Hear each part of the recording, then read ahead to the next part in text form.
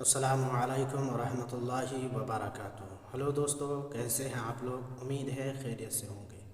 दोस्तों, आज हम एक अहम मसले पर बात करने वाले हैं कि आज पूरी दुनिया में सबसे ज़्यादा महफ़िलें सुन्नी सेल अक़ीदा मुसलमान सजाते हैं, महफ़िलें करते हैं, मिलाद शरीफ का प्रोग्राम करते हैं, उसमें बड़े बड़े उलमा इकराम को मंगाते हैं और तकरीरें होती है, बयान होते हैं। लेकिन इसके बावजूद जो है सुन्नी सेल अक़ीदा जो मुसलमान है उनके अंदर ज़र्रा बराबर भी किसी तरीक़े का कोई भी तब्दीली नहीं आती। आखिर वजह क्या है? हमारे जलसे कामयाब क्यों नहीं होते? हमारे मिलाद कामयाब क्यों नहीं होते हैं? इतने जलसे होने के बाद भी रात रात भर आप देखिए लोग जलसे करते हैं, रात रात भर देखिए आप जो है लोग जलसे में पैसे उड़ाते हैं, रात रात भर जो है जलसे के लिए जागते हैं और जगने के बावजूद उनके ज़िंदगी में ज़र्रा बराबर भी कोई तब्दीली नहीं आती। रात भर जो है मिलाद में रहते हैं, रात भर जलसे में रहते हैं, लेकिन सुबह जब आप देखेंगे मस्जिदों को फजर के नमाज के वक्त तो आपको मुश्किल से 1 से 2 आदमी मिलेंगे, उसमें ज़्यादा लोग नहीं। जब कोई बात किसी को बताए, जब तक वो खुद उस पर अमल ना करे वो बात दूसरे के ऊपर असर नहीं करता है। इसीलिए जब हुजूर सल्लल्लाहु तआला अलैहि वसल्लम ने जितने भी काम हमें बताया है, यानी नमाज़ पढ़ने का हुक्म दिया तो पहले हुजूर करके बताया, फिर हुजूर ने रोज़ा रखने का हुक्म दिया तो करके बताया, यतीमों पर शफ़क़त का हुक्म दिया करके बताया, यतीमों का जो है हक़ बताया तो उसको हुकूक बताया, उस पर अमल करके बताया। फिर उसके बाद हुजूर ने जो है पेट में पत्थर बांध करके सब्र करने का हुक्म दिया तो हुजूर पहले वो भी करके बताए। और यही वजह है कि 1400 साल हो गए, लेकिन इसके बावजूद आज भी हुजूर की जो है बताई हुई बात जो सुन्नी सेल अक़ीदा मुसलमान जो है उस पर अमल करते हुए नज़र आ रहे हैं। और इंशाअल्लाह ये जो कानून हुजूर ने 1400 साल पहले बनाया था और वो आज भी कायम है और क़यामत तक इंशाअल्लाह कायम रहेगा। आज जो हमारे जलसे हैं वो कामयाब ना होने की वजह क्या है? अल्लामा मौलाना मुफ्ती मोहम्मद मुसव्विर मिसबाही साहब जो है इस बात का खुलासा किया है। अगर आप पूरे वीडियो देखेंगे तो आपको समझ में आएगा। अगर वीडियो अच्छा लगे तो उसको लाइक ज़रूर करें, चैनल में नया आए तो इसको सब्सक्राइब भी कर लें। तो चलिए वीडियो को शुरू करते हैं। है ना, तो उसमें तहजीब, तमद्दुन, अखलाक, मरवत सारी चीजें आप तलाशेंगे, सारी चीजें मिल जाएंगी। और जब जाहिल, मैंने आज से 3 दिन पहले इधर इस्लामपुर की, रामपुर क्या नाम है इधर गांव का, यहाँ से 25, 30, 40 किलोमीटर दूर पहले मैंने कहा था जो शायर बनना चाहते हैं, तो आजकल अक्सर लोग चाहते हैं, सानिया में पढ़ाई किया, 1-2 कलाम अच्छे से पढ़ दिया मिलाद शरीफ में, ये 5 टकिया नेपाली का नोट आप उनको देते रहे, वो देकर नीयत खराब हो गई उनकी, बस पढ़ाई छोड़ दिया। अब क्यों पढ़ेगा भाई? जब सानिया पढ़ने वाला लड़का ऐसे ही नाक पढ़ के 500,000 पर डे कमा ले रहा है तो उसकी ख्वाहिश होगी कि चलो छोड़ो पढ़ाई, उन मौलवियों की तरह क्यों मैं रुसवा होऊंगा जो बाद में मस्जिद तलाशते हैं, मस्जिद नहीं मिलती है। यहाँ तो बगैर कहे हुए लोग हमें स्टेज पे बुलाते हैं, माला पहनाते हैं, 5 गाड़ी भेजकर इस्तेकबाल करते हैं, नारा लगाते हैं, पैसा मनचाहा पैसा नजराना पेश करते हैं। अब नतीजा निकलेगा सानिया पढ़ के वो लड़का खैराबाद का कर मदरसा को भागेगा स्टेज की तरफ, और वही सानिया सलासा में भी कोई मुफ्ती आजम बन जाएगा, कोई खतीब आजम बन जाएगा। फिर स्टेज की तौहीन, मस्जिद की तौहीन, वो जहां खिदमत करेगा उसकी कोई इज्जत नहीं होगी। आज हमारा स्टेज, ये स्टेज जिसको हमने बना दिया, ये स्टेज थोड़ी है, ये तो मेंबरे रसूल है, मगर उन्हीं लोगों ने इसे स्टेज बनाया है। सभा नेताओं के लिए सभा कहा जाता है, स्टेज नचनियों, गवैयों, कव्वालों के लिए बोला जाता है, मगर जहां उलमा बैठते हैं, जहां खुतबा बैठते हैं, जहां मशाइख बैठते हैं, जहां अकाबीर रहते हैं, जहां हमारी जमात के साहिब ईमान रहते हैं, उसे कभी कोई स्टेज कहा है क्या? मगर उन्हीं छुछोरों ने इसको स्टेज बनाया है। ये तो मेंबरे रसूल है। जब से हमने इसे मेंबरे रसूल को स्टेज पे तब्दील कर दिया है, तब से नतीजा क्या निकला? स्टेज से जो होना था वही हो रहा है।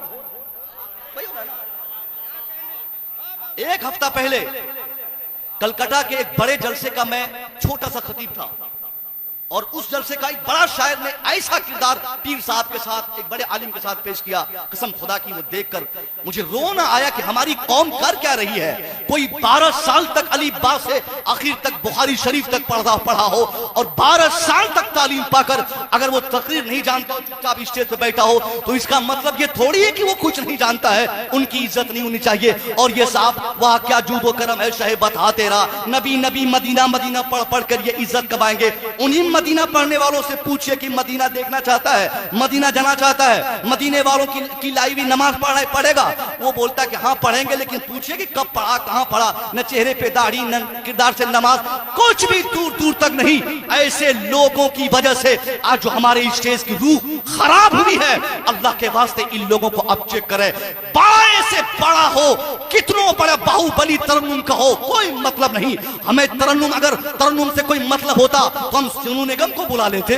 तरन्नुम से कोई मतलब होता तो वो जो पगली अभी कलकत्ता से मिली थी सलमान खान को, उसको बुला के हम पढ़वा लेते। तरन्नुम कोई बहुत बड़ा फैक्टर हमारी मजलिस की थोड़ी है। हमारे लिए है आशिक रसूल होना, हमारे लिए मुहिब रसूल होना, हमारे लिए किरदार साज होना, हमारे लिए सही साली मुसलमान और आलिम होना। ऐसा शख्स अगर बाहियत शायर है तो स्वागत है, खतीब है तो स्वागत है, इमाम है तो स्वागत है। और बड़ा नाम हो, 40,000 नजराना लेने वाला, फ्लाइट से आने वाला। आजकल ऐसा फैशन हो चुका है, पहले रूम दिखाओ कैसा तेरा रूम है, पहले होटल दिखाओ कैसा तेरा होटल है। 2 खादिम होंगे, एक मेरा भतीजा होगा, दूसरा मेरा पोता होगा, उन दोनों को लेकर जाऊंगा, 3 टिकट एक साथ भेजो और 2 लाख रुपया लगेंगे खर्च, 1 लाख मेरे मदरसे का नजराना लगेगा। सब चीज लूट लाट के इलाके से लेके चला गया, नतीजा सुबह कुछ भी नहीं।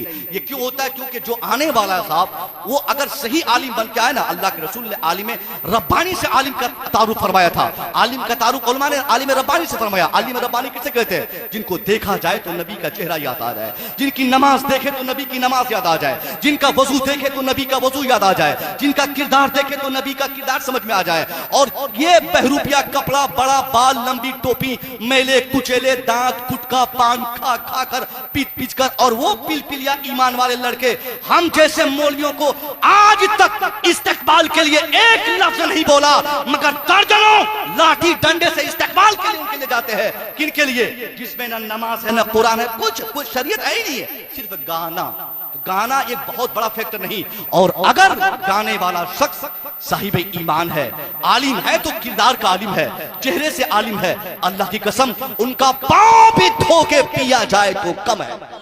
ये मैं ऐसे इल्जामी तौर पर बता दिया, हालांकि ये मेरे मौजू का हिस्सा नहीं है, मगर चूंकि यहाँ होता है, नेपाल का ये हिस्सा, हिंदुस्तान का ये हिस्सा जो नेपाल से सटा है, और हमारा जो सीमांचल का है, कोई ऐसी शब्द नहीं साहब कि 10-5 जलसे ना होते हो, मगर जलसे 50 हो जाए साल भर में एक जिले में, उसका असर कहाँ है? आज भी तो हमारी बेटियां उसी तरह बेरादरी की शिकार है, आज भी हमारे बच्चे बदतमीज निकल रहे हैं, आज भी हमारे बच्चे नमाज छोड़ रहे हैं, आज भी हमारे यहाँ इल्म का फरोग नहीं, आज भी इल्म ये तालीमी बेदारी नहीं।